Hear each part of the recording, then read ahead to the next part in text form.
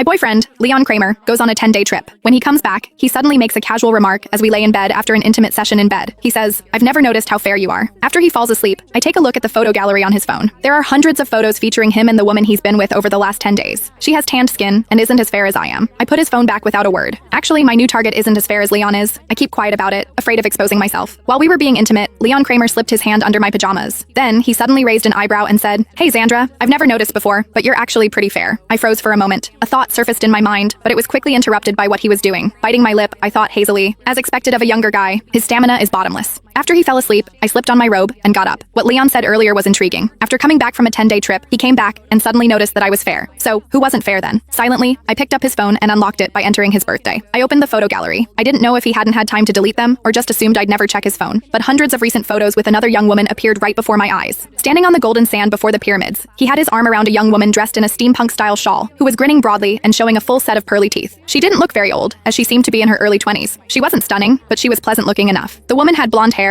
a round face, and big doe eyes. When she smiled, it carried that distinct brightness of youth. As I kept scrolling, the photos became increasingly inappropriate. They were in a hotel pool, in front of massive floor-to-ceiling windows, and on a large double bed. When their bodies were intertwined, the young woman didn't seem to mind Leon taking photos of them at all. Young people nowadays were so incredibly bold. Most importantly, she had a tanned complexion. Now, I understood why Leon said I looked fair. He had spent 10 full days with her before coming back to me, so of course I'd seem fair in comparison. I quietly placed the phone back beside Leon's pillow and glanced at him. His brows and eyes were relaxed as he slept soundly. Under the moonlight, his prominent forehead cast deep shadows over his eye sockets, where long eyelashes adorned his closed eyelids. How nice it was to be young. One could fall asleep the moment their head hit the pillow. I reached out and gently touched his eyelid. His lashes trembled slightly, but he didn't wake up. The first time I met Leon was when my younger cousin, Kelly Porter, started college. I went to visit her on campus. A crowd of girls had gathered on the field. Curious, I squeezed in and heard the sound of a guitar. The evening breeze brushed through the boy's hair. His slender fingers strummed the guitar, and the setting sun outlined the firm, yet not overly bulky lines of his back. His thin eyelids carried a faint blush. His long lashes were lowered slightly as he sang a foreign song, his voice husky and magnetic. I listened carefully, and it sounded like he was singing in Farvone. The girls around us chattered and snapped photos. Kelly tugged at my arm excitedly. "Xandra, that's the lead singer of a band formed by students here. Isn't he handsome? He could totally debut right away." He really was handsome. I nodded, intrigued. So, when he finished singing that day, and the girls rushed up to ask for his number, I, much to Kelly's shock, also handed him my phone. What happened next followed naturally. Leon posted on social media asking where he could find a good recording studio, and I recommended a friend's studio to him. To thank me, he treated me to a meal. Later, I helped him out a few more times, and before long, the two of us ended up together. Leon didn't like living in the dorms, so I moved out with him. He didn't like takeout, so I learned to cook 3 meals a day for him. He didn't like having strangers in the house, so I terminated the cleaning service and took over all the housework myself. It was fair to say that over these past few years, I'd taken care of him in every possible way. Kelly, who initially gritted her teeth in frustration, later felt conflicted about our relationship. She warned me, "Leon seems pretty flirty. I've heard he's gone through more than a dozen girlfriends in a year. Don't fall in too deep."